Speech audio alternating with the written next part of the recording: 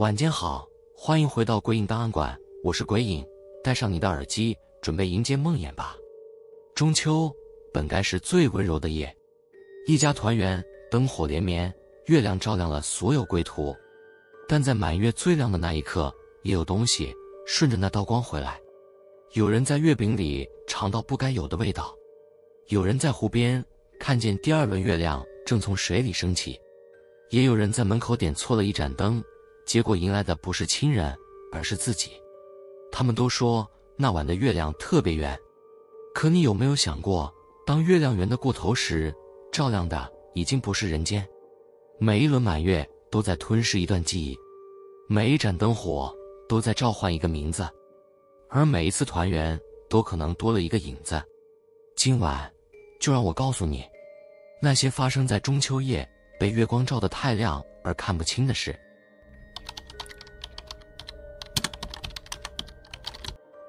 那一年是我第一次没有和家人一起過中秋。我在外地工作，剛轉正，主管安排了一個臨時專案，沒得推辭。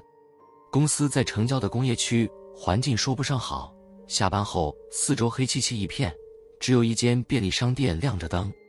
那天傍晚，主管讓人送來一箱印着金字的月餅禮盒，說是公司今年的中秋慰問品。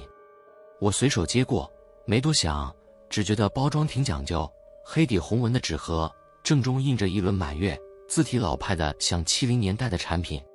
我記得很清楚，盒子上印着手工古法月餅，底下那行小字幾乎看不清，只有一串電話號碼。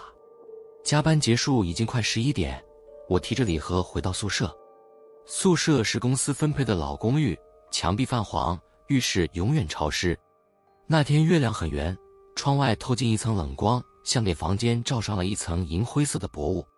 我打開禮盒，裡面只有4顆月餅，每顆都用油亮的包裝紙單獨包着，連香味都透着一股奇怪的甜膩。那種味道不太像食物，更像是混了鐵鏽味的蜂蜜。我本來沒打算吃，但肚子餓又懶得出去買東西，便隨手拆開一顆。餅皮有些硬，切下去時餡料流出來，顏色深得近乎發黑。味道說不上壞，但有股淡淡的血腥味。我嚼了2口，牙齒卻被什麼東西卡了一下。我吐出來一看，是一片半透明的薄片，指甲大小，邊緣還帶着點肉色。我愣住了，那分明是一截人的指甲。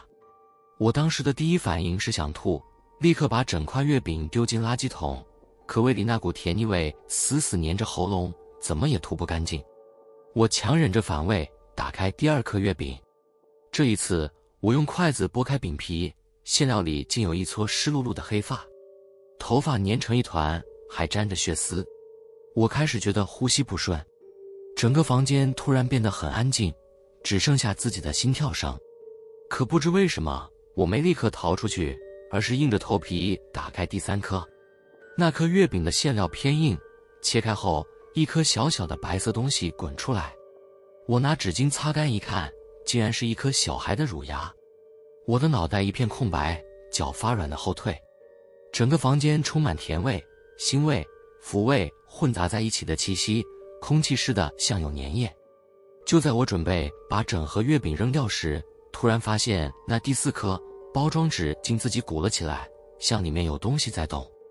我死死盯着那包裝紙，那東西在裡面輕輕滾動，偶爾傳出微弱的摩擦聲。我不敢靠近，但它又在不斷鼓動，像在催促我打開它。我終於鼓起勇氣撕開包裝紙，一股濃重的腥味竄出來。那顆月餅紅得不自然，整體濕潤，像是被血泡過。月光照在餅面上，竟反射出一層油亮的光。我不知道哪來的勇氣，伸手掰開，裡面空空的，沒有餡，只有一張薄薄的皮，包着什麼軟軟的東西。那東西突然滑出來，掉在桌上。那是一張折成圓形的紙，上面畫着一個女人的臉，畫得極其細緻，笑容詭異。紙的背面寫着幾個字：還給我。我心頭一陣發緊。就在這時，窗外吹進一股冷風，窗簾微微鼓起。我聽見玻璃窗被輕輕碰了2下。我抬頭，月亮明亮的刺眼，而玻璃上貼着一張臉。那張臉蒼白模糊，嘴角滲着血，眼神死死地盯着我。那是一張和月餅裡畫像一模一樣的臉。我往後退，腳一滑，連人帶椅子摔倒在地。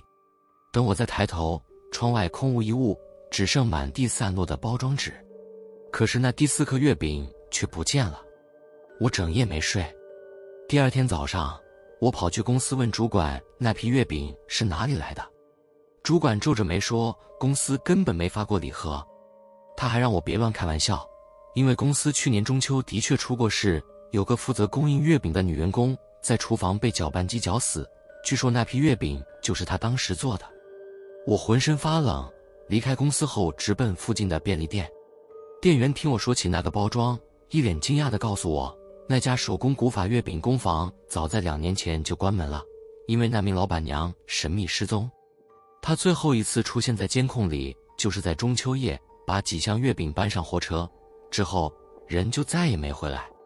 那晚我回到宿舍，房間的味道又回來了，甜得發臭。桌上放着那個黑底紅紋的禮盒，盒蓋開着，裡面只剩下1顆月餅。那顆月餅完好無損，表面印着月兔圖案。可我越看越不對勁，那圖案不是刻上去的，而是像被血滲出來的。我掀開月餅，裡面空空的，只壓着一張小紙條，上面寫着：謝謝你吃了我的月餅，現在我也能團圓了。我整個人愣住，指尖顫抖。就在那一刻，我聽見走廊傳來腳步聲，那腳步聲很輕，卻一步步靠近我的門口。我不敢動，盯着門縫。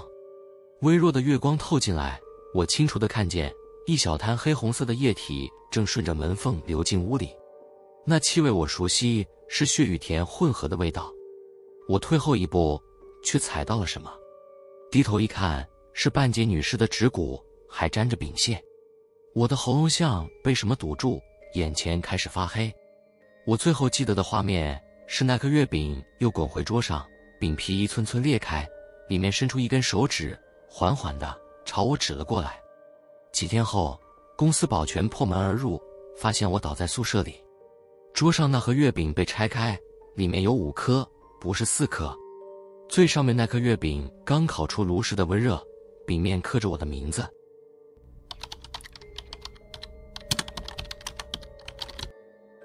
那年中秋是我一生中見過最亮的一次月，亮到讓人不敢抬頭，亮到湖水都像被銀漆覆蓋。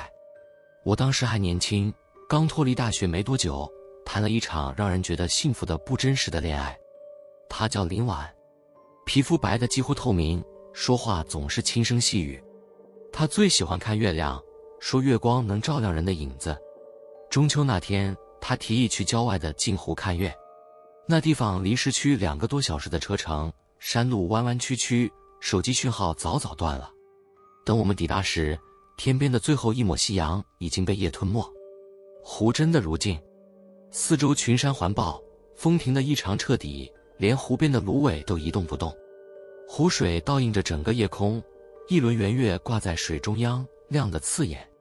林婉脫了鞋，光着腳走到水邊，她彎腰看着倒影，笑得溫柔。你看，天上有一輪月亮，水裡也有一輪，就像我們，無論分開多遠，都能互相照着。我笑着回應，心卻有些發毛。那湖面靜得太過頭，靜到沒有任何聲音，連我們說話的回音都像被吸走了，只剩下一種不自然的寂靜。他忽然問，你相信人死後也會有倒影嗎？我愣了一下，笑說這問題真怪。他沒再說話，只盯着水面發呆。後來我們坐在湖邊的小涼亭裡，他帶來的月餅香味很淡，像是用桂花做的。月光灑在他臉上，我看着他，竟有種恍惚的錯覺，他好像不是坐在我對面，而是隔着湖的另一邊。夜越來越深，湖邊起了霧，淡得像一層紗，月亮被霧氣包圍，輪廓變得朦朧。這時我發現一件奇怪的事，湖裡的月亮開始晃動。一開始我以為是風，可四周靜得連樹葉都沒動，那倒影卻像被什麼攪動，光波層層散開，月亮慢慢變形。接着湖面的那輪月亮竟開始上升。我愣住了，那絕不是反光，那輪月亮就像真的要從水裡升起，它的光芒異常冰冷，透出灰色的氣息。林婉也注意到了，他臉上的笑容慢慢消失，瞳孔裡映着2輪月亮，一個在天上，一個在水裡。那輪從湖裡升起的月亮越來越近，水面竟被它撐開，露出裡面一層模糊的霧。然後我清楚看見月亮裡有個人影，那人影穿着白衣，髮絲濕漉漉地貼在臉上，輪廓和林婉一模一樣。我全身發冷，不敢動。那個他從水中的月亮裡一步步走出，腳踩在水面上，沒有濺起半點漣漪。他的臉蒼白無色，嘴唇發青，眼神空洞。林婉倒退了一步，喃喃道：“那是我嗎？”我想拉住他的手，卻發現指尖冰涼，想摸到冰塊。那個水裡的他繼續向我們走來，每走一步，湖面就往外擴散一圈冷光，連夜空都顫了一下。我慌亂地喊他快跑，可他只是站在原地，雙眼呆呆地盯着前方。那水裡的影子走到他面前，兩人幾乎貼在一起。然後那影子微微一笑，嘴角裂開了一道長長的縫。下一刻，林婉的身體被那道倒影吸了進去，沒有水花，沒有聲音，只剩下一圈漣漪。我衝上去撲向湖面，卻什麼都撈不到。那輪從湖裡升起的月亮重新下沉，霧氣慢慢合攏，天上的月亮依舊明亮，只是湖裡只剩下那一輪倒影。我在湖邊找了整晚，直到天亮。他的鞋子還留在岸上，手機、包包全都在，只有人不見了。我報了警，警方搜索了3天，沒找到屍體。水很淺，卻像吞噬了一切。最後警察搖頭說，可能是失足溺水，屍體被水草纏住。可我知道，那不是溺水，我親眼看見他被那個自己帶走。回到城市後，我的生活徹底亂了。每天夜裡，我都會夢見那個湖，夢裡的水面漂浮着2輪月亮，一明一暗。暗的那一輪裡，總有人影在向我揮手。中秋過後的第3天，我收到一條訊息，那是林婉的手機號。訊息只有一張照片，我們那天在湖邊拍的合照。照片裡，他坐在我身旁微笑，但背後的湖面上竟映出2輪月亮，而且那第2輪月亮裡的倒影竟正對着鏡頭笑。我嚇得手機掉地。可更詭異的是，第2天清晨，警方通知我，他們在鏡湖邊找到了一具女屍，衣服、指紋都與林婉相符，只是臉部嚴重潰爛，無法辨認。我去殯儀館確認遺體，當我看見她的那張臉時，幾乎要吐出來。那臉的皮膚像被拉扯過，嘴角仍保持着詭異的笑。我本以為事情結束了，但恐懼真正開始於那之後。入秋後的某晚，我在陽台抽煙，忽然瞥見對面大樓的玻璃上映出一輪月亮。奇怪的是，那天根本沒有月。我走進屋裡關燈，玻璃上的月亮依舊亮着，光線冰冷。那一刻，我的心涼透了，因為那不只是月亮。那光裡浮現出一張臉，他的臉，林婉，蒼白，眼神空洞，嘴角依舊帶着那道裂縫般的笑。我後退，撞翻桌上的花瓶，玻璃碎裂的聲音在屋裡回盪。再抬頭時，那月亮消失了，可地上碎水的倒影裡仍有一輪微光在閃。我不敢住那裡，搬家、換號、辭職，但不論在哪裡，只要到了中秋，我都能在夜裡看到第2輪月亮。它總會在我視線的某個角落靜靜懸着。我開始懷疑，那天夜裡被帶走的不是他，而是我。因為有一晚，我夢見自己坐在湖邊，望着那輪天上的月。湖裡的水面映着2個人，一個是我，一個是他。他轉頭對我微笑，伸出手對我說，你看，我說過的，我們不會分開。那一刻，我看見自己的倒影在水裡也笑了，只是那笑容不屬於我。我醒來後，發現床頭的手機亮着，熒幕上是一張照片，我和林婉坐在湖邊，背後的水面上清晰地映着2輪月亮。只是這一次，那第二輪月亮裡的倒影不再是他，而是我。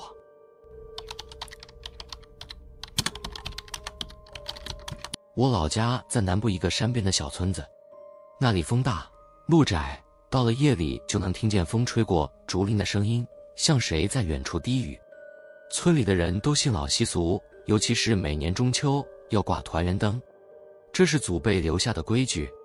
中秋夜，月最圓，陰陽之氣也最接近，每家門口都要掛上一盞燈，讓祖先的魂能沿着光找到回家的路。燈不能滅，更不能亂換。老人說，那是祖先認門的唯一記號。那年中秋是外婆過世的第一個節日，她生前最疼我，臨走前還交代，阿澤，中秋別忘了替外婆點燈。我當時點頭，卻沒太在意。她的那盞燈很舊，是竹骨糊紙的油燈，燈罩上畫着一輪月亮和一隻兔子。外婆每年都親手修補，說這盞燈陪了她半輩子，不點它，她會找不到家。外婆葬後，母親把那盞燈收進箱子。到了中秋前幾天，她特地打開箱子讓我擦乾淨。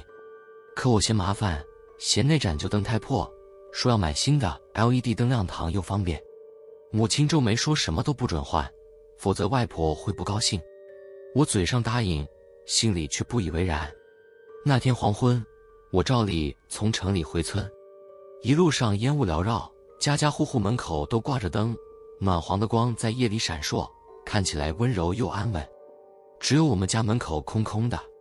母親出門買贡品還沒回來，我想着反正她看不見，乾脆自己拿出那盞新燈掛上。那燈紅色塑料罩，電燈泡亮得刺眼，對我來說更現代。點上電源那一刻，屋裡霧氣竟漸漸散了，空氣變得乾燥，那種潮氣少了的感覺讓我鬆口氣。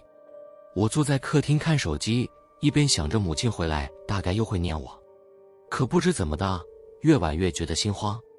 夜裡10點多，村子裡傳來鼓樂聲，那是每年中秋會舉行的請魂祭，有幾個老人帶頭繞村一圈，把遊魂引回家。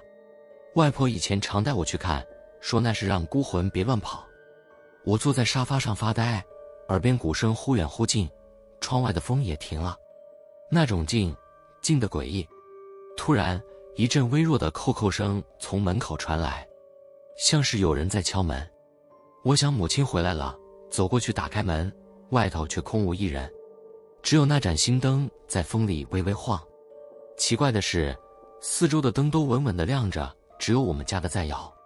我心裡升起一陣涼意。就在我準備關門時，燈泡閃了一下，亮光忽然變得殷紅，那紅光打在地上，映出一個影子。那影子細長，佝僂，頭髮散亂。我的心臟咚的一跳，猛地回頭，屋裡沒人。我在看地面，影子卻還在，而且慢慢抬起了頭。我不敢再看，關門鎖好，退回屋內。屋裡的燈忽然暗了一層，像被什麼遮住了。我走到窗邊，看到門外那盞燈不再晃，而是完全靜止，靜得異常。燈罩裡的光一閃一閃，好像裡頭有東西在動。我盯着那盞燈，呼吸越來越快。忽然，一張皺縮的臉貼在燈罩內壁上，那臉灰白，皺紋深陷，嘴角微微開合。我愣在原地，直到聽見那聲音，低低的，沙啞的，阿澤，為什麼不用我的燈？我全身的血液都涼了。那是外婆的聲音。我連滾帶爬地退回屋裡，燈罩卻在外頭劇烈搖晃，像有什麼在裡面掙扎。幾秒後，啪的一聲，燈掉下來摔碎，燭光熄滅，整條巷子瞬間變黑。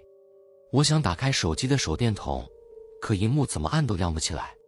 就在那時，我聽到碎燈裡傳出細碎的聲響。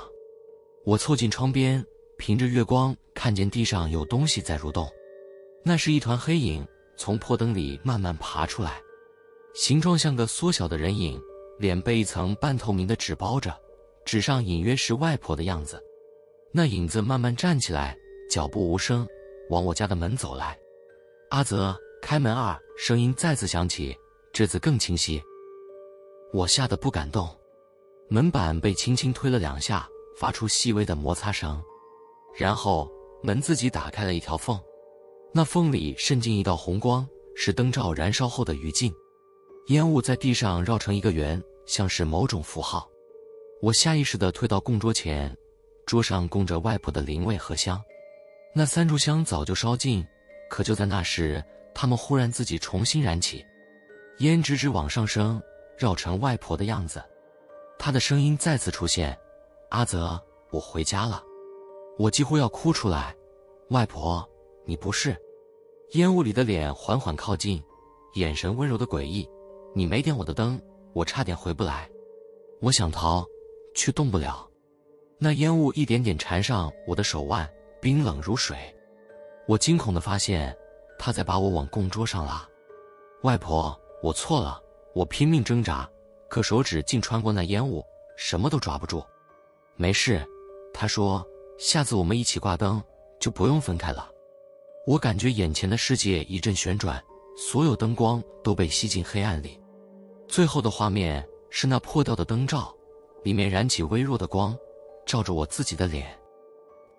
第二天早上，母親回到家，她看見門外那盞燈碎了一地，屋裡一片狼藉，桌上的靈位不見了，香灰滿地。她喊了我一整天，沒人應。直到傍晚，鄰居說看到我們家門口又亮起一盞燈，那盞燈是舊的竹骨糊紙的燈罩，畫着一輪月亮和一隻兔子，燈裡的火光搖晃着，照出2個人影，一大一小，肩並肩坐着。母親走近一看，燈罩上浮現出一行焦黑的字：今年終於團圓了。